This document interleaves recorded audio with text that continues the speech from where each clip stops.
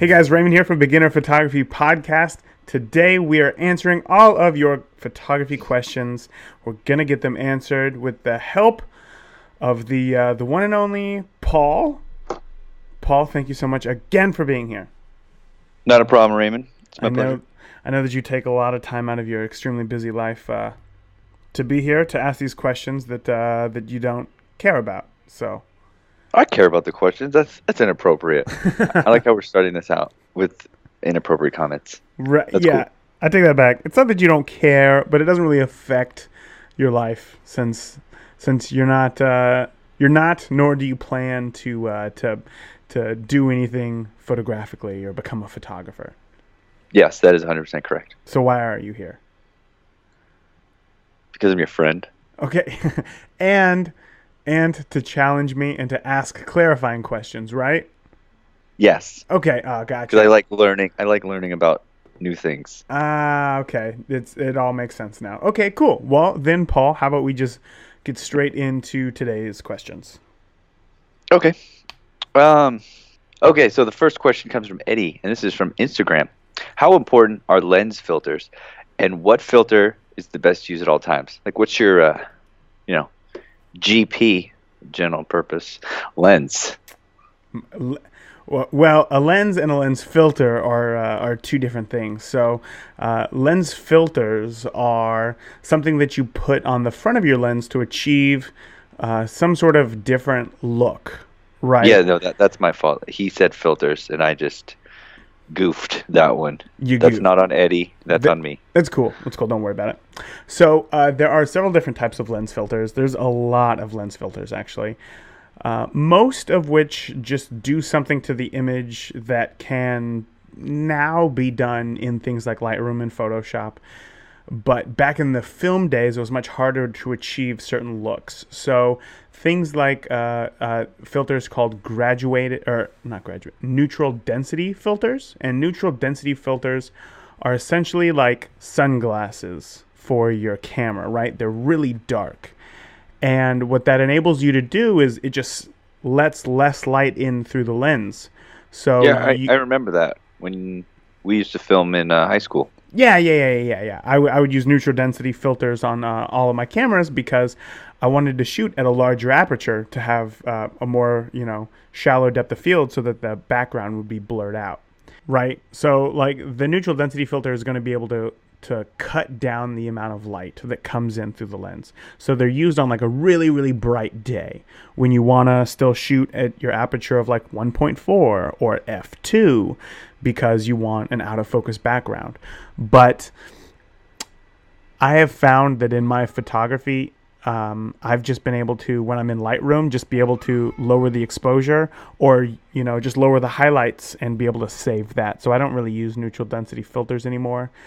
If I was shooting video, I would definitely be using neutral density filters because video you can't edit the same way that you can photos.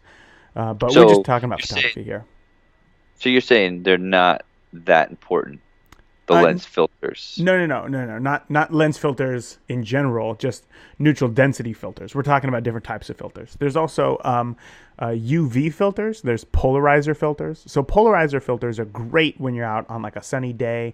You know how like you'll take a picture and say that you're, I'm just going to use the example of like, hey, you're in Yosemite, like. So just imagine that you're like in this field in Yosemite, right? And you want to take a picture of somebody standing in this field. They're going to be like properly exposed, but the sky is going to be just like white. It's not even going to be like blue. It's just going to be white. Well, a polarizer filter, like if anybody's ever had polarizer sunglasses, just changes, I guess, the direction of the light, how it comes in, and cuts down on those really bright objects. And it'll be, the sky will then be blue. Then there are also, polarizer filters also let you see, like, it removes the glare from, like, when you're, like, shooting a photo, like, through a car window. So that can be useful on, like, a wedding day. Couples getting into the car, they go for their first kiss or whatever in the car. Oh, you missed it because, you basically just took a picture of the clouds above them because their windshield is like a mirror, So a polarizer filter would get rid of that, and then you'd be able to see the couple clearly. And then there's also just a UV filter. And a UV filter is, it's supposed to just be like clear as glass, It's meant to protect your lens. Once again, I don't use these either because I don't see the purpose of buying a $1,000 or $2,000 lens and then putting on like a $6 piece of like crap glass in front Well, of what it. if you're an astronaut, Raymond, in outer space? The UV rays haven't been filtered down by the atmosphere yet, so Good point. Okay. If we have any astronauts listening to the podcast, I would love to interview you. So let me know. But I think for the rest of you, UV filters can help protect your lens. And I've seen cases where the camera fell off of a table and it landed right on the UV filter, and the UV filter smashed, but the lens is perfectly fine. I don't know if that means that the lens would have been smashed, because typically the glass in a lens is much higher quality than just a regular filter. Filters plastic or glass? Well, there's some that are plastic, but they really should be glass, because plastic is going to produce like kind of wavy lines or like really bad quality. It's going to change the quality of light that's coming through, right? And what's the point of buying a really good lens if you're going to buy a really crap filter to put in front of it? So there are really good UV filters, but they're like $120 each, and that makes sense. I've just never been in a situation to where I've thought that a UV filter made sense for me. But if you were to have one for just everyday use, buy a good one. B&W make really good filters. They're made out of glass. And what kind? It would just be a UV or yeah. a polarized? No, it would just be called a UV filter. A polarizer filter Okay. would be good if you're shooting a lot outdoors. So good general purpose is a UV glass filter, about $100. Yeah, about $100. But then again, you got to think, if you just have an entry-level camera, the lens that comes with your camera is plastic. So, maybe, it's higher quality plastic than these cheap filters, but then you got to ask yourself, would it be smarter to spend the $100 on a UV filter for this plastic lens, or should I just take that $100 and save for a better lens? Just something that you got to think about. Okay. Hermosa from Instagram has 2 questions. So I'll ask you the first one, and then I'll ask you the second one. Mm-hmm. How important is a gray card for white balance? I have no idea what she's talking about. Okay, right on. So white balance is simply put the color in which your camera thinks that it is outside. So white balance is defined by the Kelvin scale. So that's why there's like different white balance settings on your camera. Let's see if I can pull this up right here. So if you can see that. Hi, I'm Raymond, and I look very orange. You see that? Okay, now I'm a little more green. Now I'm a little mix of both, kind of yellow. Out of focus. Yeah. And for everybody listening, that's just my webcam. Yeah. That's not my camera. Okay. But Raymond is holding his camera display up, and I'm changing my white balance to show a live preview of how it affects the image right there. So do you see that? Does that make sense? So right there, it's very blue. Right there, it's and these aren't filters or anything. This is just it's all about getting accurate colors is what that is for, right? So what a gray card is its technical term is 19% gray, which is right in between white and black. So that should be the average color of everything. Shouldn't that be 50%? No. It's not 50% white, 50% black. It's just called 19% gray. That doesn't make sense. Well, because that's the amount of light that gray. it's giving off. That's the 19% is the amount of light that card being is reflected? Giving off. Yes, being reflected. So yes. if it was 100%, it would be white or chrome. I guess so. I'm not 100% sure on that. But what it is 19% gray is a standard that every camera tries to replicate. So when you're looking through your camera and you see the exposure meter, when it's right in the center, it would be perfect for 19% gray, which is why when your exposure meter is like, if you're taking a picture of something white and your exposure meter is right in the center, that thing is going to be dark because your camera's trying to make it gray. It's trying to assume Your camera's always trying to assume that you're taking a picture of something that is as reflective as gray. Okay? So when you're taking a picture at nighttime, and then you go to take a picture and everything's all blurry and like, well, this doesn't look like night at all. It looks like too bright for night, if that makes sense. It's because, once again, your camera is trying to make a dark night gray. So it's trying to brighten it up. And the exact opposite, if you're trying to take a picture of like a white car, everything else is really dark because it's trying to make that white car gray by darkening it down. So that makes the all right. I'm tracking now what you're saying. It's does that make trying sense at all? to get it. Yeah, it's trying to get it to that 19% gray. Yes. Which is when why it's you doing can't auto. always just set your camera to auto, because that's situations where your camera makes mistakes. And that's why at weddings you should really be shooting manual, because a dress is white and a tux is typically black. So your camera just freaks the hell out and it doesn't know what it's doing sometimes. So that's why you'll get pictures that are really overexposed when you're taking a picture of the groom, and then really, really underexposed when you're taking a picture of the bride, because it's trying to make everything gray. That's why So as a shooting wedding manual, photographer, you should let the groom know to wear like a gray No. tux. You just have to be aware of it to underexpose the groom and overexpose the bride. These But are would just, a gray tux help? Oh yeah. It would help, but I'm not going to tell somebody what they should and shouldn't be wearing on their wedding day. It's their wedding day. I would. But when I bet you would. I have a feeling that you would. But when it comes time to a gray card for white balance, it's only critical when you're shooting photos of something where the colors need to be absolutely color perfect, like product photography or lots of studio work requires gray cards. Gray cards help you get exposure, but I don't bring one to a wedding day because it's too hectic to have somebody hold a gray card. You try to get the lighting right, take a picture to measure your exposure, and then go from there every time. So yeah, what do you do with it? Do you hold it like right in front of the lens? Yeah. Or you have somebody hold it? Well, you put it wherever the light is where your subject is going to be, which is hard on a wedding day when a bride keeps moving around under different types of light. 1 second she's So over by a selfish, window. you know what I mean? Another second she's over by like, like overhead, like can lights or fluorescent lights or something. It just doesn't make sense. I would rather let them go through their wedding day and then me just fix all the errors later in Lightroom and stuff. The thing to remember though is if you shoot RAW, you don't have to worry about these things, because you can the camera when you shoot RAW doesn't hold white balance to the photo, so you can change white balance to whatever you want to, and so that's why you don't need to have a white or a gray card in those instances. But if you're shooting just JPEGs, then you would need a gray card.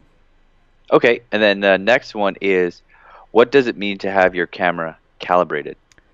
Having your camera calibrated is, I was kind of confused by this. So having your camera calibrated could mean, like, this question could mean several things.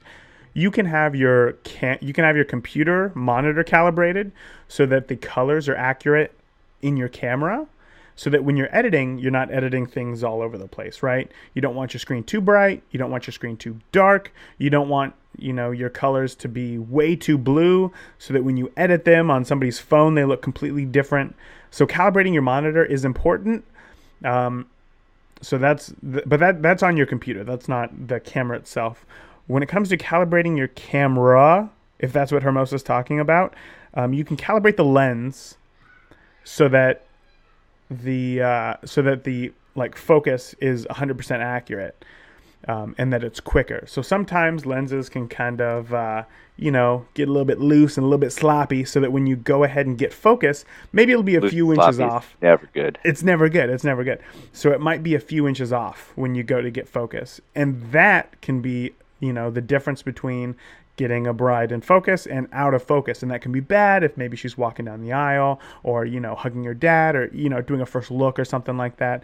So that's what I think she's talking about there. So either getting your lens calibrated, which you can do within most cameras. I don't know about entry-level cameras, but you definitely can on more pro models. 60D, 70D, those line of Canon cameras. And then, of course, the 5D series. and then having monitor calibration when it comes to your computer, just to ensure that colors are accurate when somebody looks at it on their phone or their iPad or their computer or whatnot. Okay, so Hermosa, that was a lot with the gray card. If that was confusing for you or anybody, go ahead and email Raymond again, and maybe we can. Did that make sense to you? It did. Yeah, I get it. I get the point. That's more of like an advanced technique, right? So yeah, you don't have to worry about that in the beginning, but taking your photos to the next level is taking care of those small things, like ensuring that your white balance is correct when you're shooting. Yes. And we'll be talking about that much later, taking your photos to the next level. Next, Matt sent an email. I'm confused on when to present a contract and what exactly is in one, and where to start with my model release form so that you can use your photos on your webpage, Facebook, and your portfolio. This is in your wheelhouse, Ray. I think more than a lot of these questions. Yeah. Oh, definitely. As I don't really use filters, and so it's important to remember that a contract is simply, like in its most basic terms, just a set of terms that two parties agree upon, right? And those two terms, that two people agree upon. That's it. That's all that it is, right? Everything that makes a contract confusing is just trying to cover up loopholes or, just really covering your butt for things that maybe have happened to you based on experience. Can you give me an example? Yeah. So do you have anything like that it would sound too wordy or too legal? Lots of things, unfortunately. I put things like, for wedding photography, right? You are agreeing that you're going to pay me X amount of money, but after the wedding, I can invoice you for anything additional that I deem fit, right? And that sounds like, whoa, what kind of hidden charges is this guy gonna come up with, right? Two pair of shoes fee. What is this thing? You come up with $1,000. I didn't like the cake. Yeah, exactly. So I had to get my own cake. Exactly. Yeah, so I didn't feel out of place, and it cost me $50. But okay, so yeah, exactly. But what I'm trying to do is that if a couple asks hey, you know what, we really want a drone shot of us coming out of the church, I'd say okay, I don't own a drone, so I would have to rent a drone, right? And then essentially I would just add that cost onto you later. I would just invoice you and for it that makes cost. More sense to have that simple phrase in your contract than list all the examples I can charge you additionally for a drone rental, extra time being there, another camera because your drunk uncle broke my camera. Yeah, exactly. But if I only listed those three things and then say, something else happened. Drunk aunt broke the camera. Exactly. Then I wouldn't be able, then that would be a loophole that they could find ooh, no, we're not going to pay for this. So a lot of the things in my contract sound too wordy and legal, and I don't really want to take them up on them. I've never invoiced a couple after their wedding for anything additional, but that's just something that's in my contract just in case something were to happen, right? Did something happen, Ray, or did you get this advice from another photographer? Just being on a lot of photography forums and stuff, you see people with their concerns or complaints. Somebody saying hey, so somebody knocked my camera into a fountain over the weekend. A guest at a wedding knocked my camera into a fountain at a weekend, and now I lost all the couple's photos. Back up. Why was it the photographer holding the camera? I don't know. I'm just giving examples, right? So I don't know the whole situation, but when I read these problems that people are having, it gives me ideas ooh, yeah, I wonder if my contract would cover something like that, right? So, again, remember that a contract is just a set of terms that two people are agreeing upon that are clear enough. So when you have a model release, mine essentially just says when you sign this, that for one, I was here taking your photos and that I wasn't just some creep in the woods or wherever we were taking pictures of you guys kissing without your knowledge. You guys knew that I was taking your photos. Also, you're allowing me to use these photos in any promotional advertising that I see fit. Meaning, hey, if I want to promote myself on Facebook, I can. If I want to promote myself through my portfolio by showing it to other people, now I can. If I want to show these photos on my website, which I use to promote myself to attract more wedding clients, I can now do that. Those are the things that I put in my contract. And then where to start? Okay, so when do you give these people their contract? So you give a contract before the shoot, right? Because I also have in my contract, like, hey, if you get hurt while I'm shooting you, you take full responsibility, because, you know, maybe I asked you, like, hey, can you guys go stand on that rock? And then you fell off the rock and broke your arm. You could have said no at any point, right? So there's no way that you can come back and sue me for something like that. And the only way that you're going to ensure that that happens is by having them sign it before the engagement session. Because if they go up on that rock, break their arm, and you're like, hey, can you sign this release that basically just says that I didn't force you to go up there and that I'm not being held accountable for any of this, they could easily say, like, no, we're suing you right now because we didn't sign anything. So I have them sign it before an engagement session, and then obviously before a wedding as well, for the exact same reason.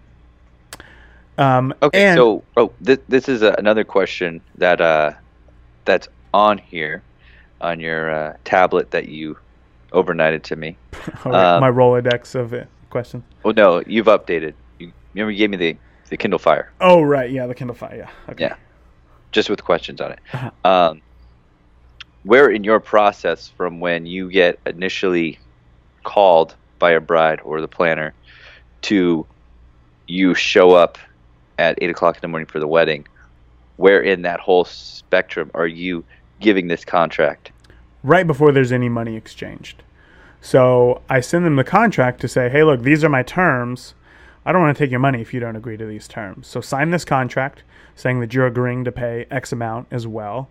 And then once you sign the contract, then I'll take your money. Because at that point, they've already agreed that they're going to pay me that money anyway.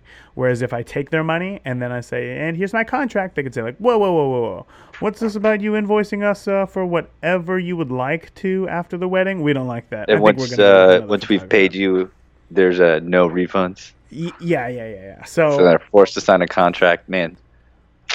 Yeah, that's some foul business play right there. Exactly. See, that's what I don't want to do. I want to be as fair as possible. I'm not trying to screw anybody out of money, but at the same time, I still need to cover myself and the couple.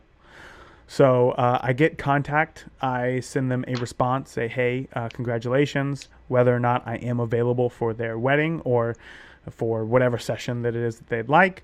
I send them a quote, like, hey, these are my packages. Go ahead and pick one that you'd like. They pick it, and then I say, great, here is a contract. Contract has things like the date and the time of the session, how much they're going to be paying, and what they will receive afterwards.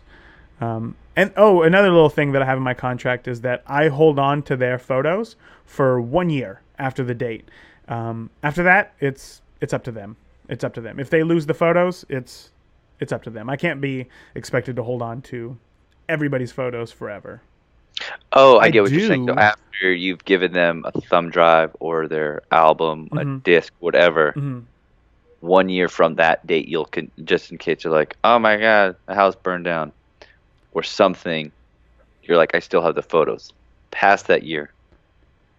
Sorry. Right. Yeah, it's up to them. In all honesty, though, I mean, I do keep the photos. I have the photos from every wedding that I've shot.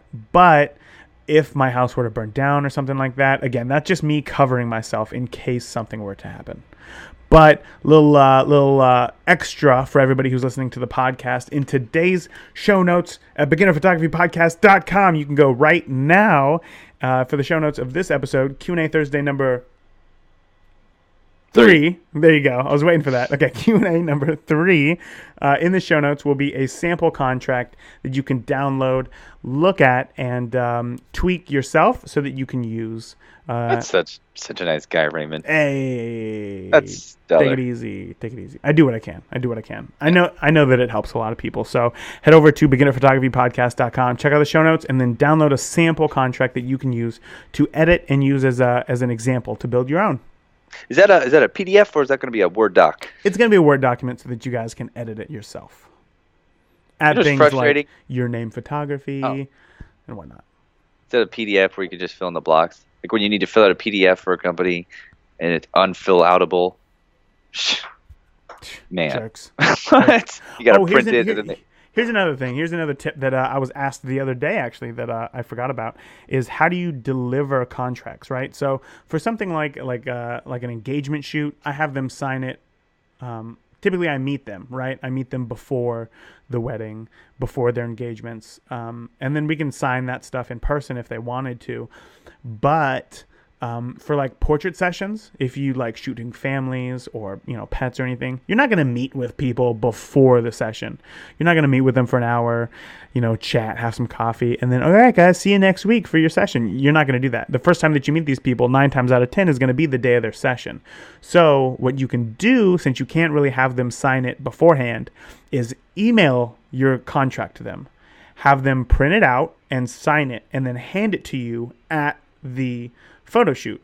Because once you have it in your hand, they've signed, hey, if we get hurt, we're not going to sue you or anything. You now have that in your hand. And just bring an extra copy yourself so that if they forgot it at home, say, hey, no problem, I got a copy right here, you can just go ahead and fill out, and then we can get to shooting. But make sure that they do it before you snap a single photo of them. Awesome. The last question is from Amber on Instagram. What exactly are bots on Instagram, and how do they affect algorithms? All right. So this is actually kind of a complicated question because Amber and I had a bit of a back and forth to try to figure out exactly what it was that she was talking about. And what I found out from Amber is that she had 5,000 followers on Instagram. And good for her, man. That is awesome. That's what I thought. Well, that's what she thought. 5K. Until I guess Instagram started cracking down on bots, right? And bots are essentially just fake accounts or accounts used inappropriately. They started cracking down on these bots. And after they started deleting all these accounts, she went down to 82 followers. But those people are true blue Amber fans. Yes. Yes, what would they you rather are. have, 5,000 inflated or 82 close friends? 82 in any day of the week. Any day of the week. I would rather have 82 people screaming my names from the rooftops, from the mountains to hire me than I would 5,000 people who are just like, yeah, I know that guy. Yeah, I know him. So the bots on Instagram, here's kind of how they work. I did a little bit of research. Here's kind of how they work. Either bots can be one of two things. Bots can be somebody who's just like, hey, come like my page. Hey, come like my page. Hey, come like my page. Because they're the people who would rather have 5,000 people be like, hey, yeah, I know that guy. Rather than having like some hardcore fans, right? There's no purpose in having fans if they're not going to work with you. So I don't care about having 5,000 followers. But apparently they do. They just don't know how to convert into sales. I don't know. Anyway. And then the other ones are people who try to amass as many followers as possible to then sell their account.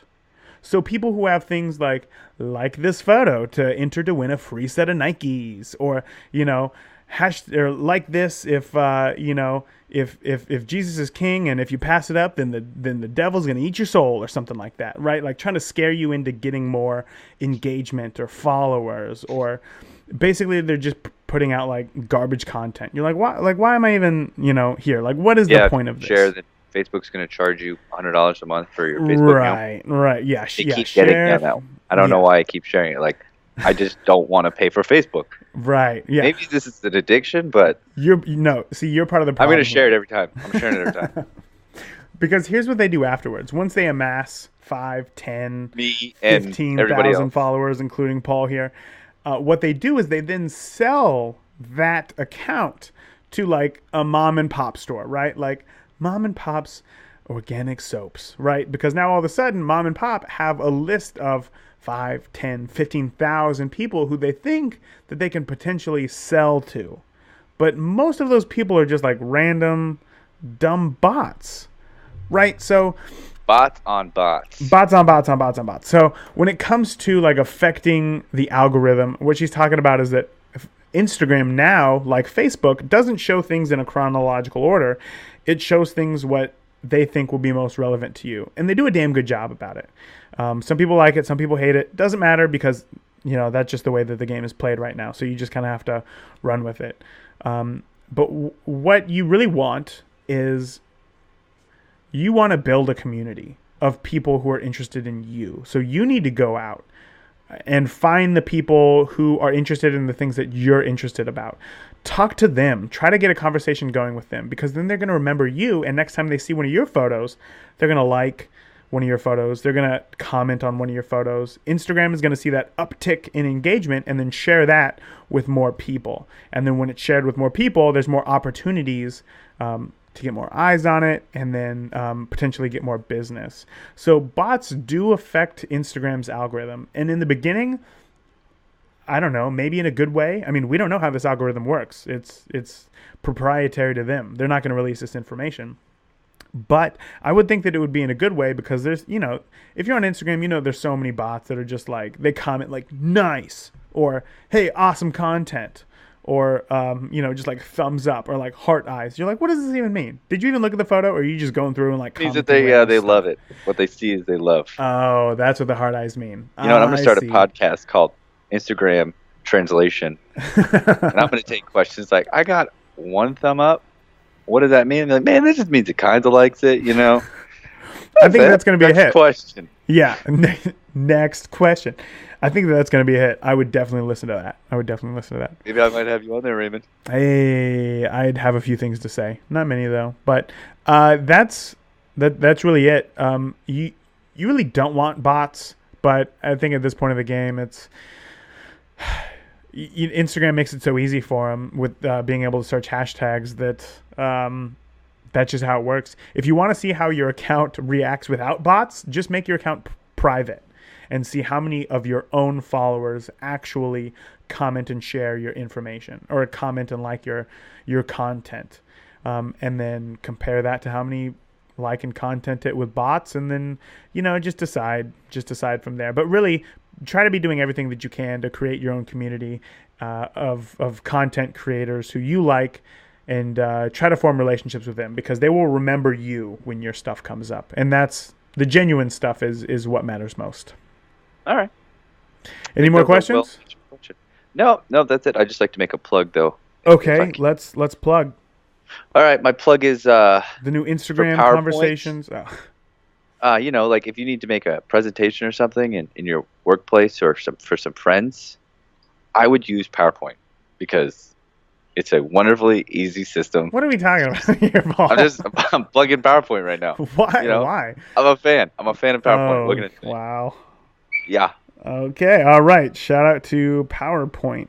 Yeah. Okay. We did that, and we didn't make any money off that. Okay. Cool. Hey, I want the people at PowerPoint specifically, like within Microsoft's hierarchy, people at PowerPoint front office. Not just the people in Microsoft, just the people who are in charge of Microsoft Office. Nope. And the whole array of Office suites, or even their cloud platform. Just PowerPoint. Okay. Yeah. Maybe we can get some of that PowerPoint.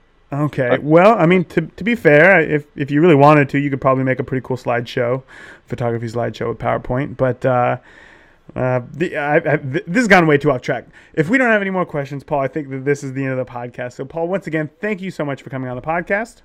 Thank you, Raymond.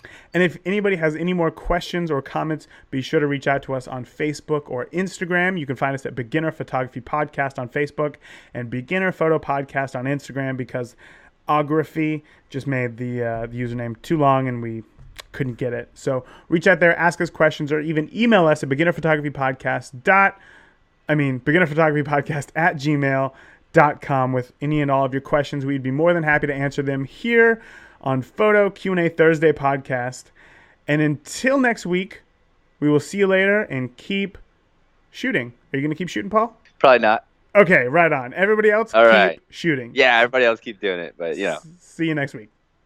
All right, bye. Thank you for listening to today's episode of the Beginner Photography Podcast. Be sure to join the conversations on Facebook and Instagram. And if you want any links or resources we talked about in today's episode, check out the show notes at beginnerphotographypodcast.com. See you again next week.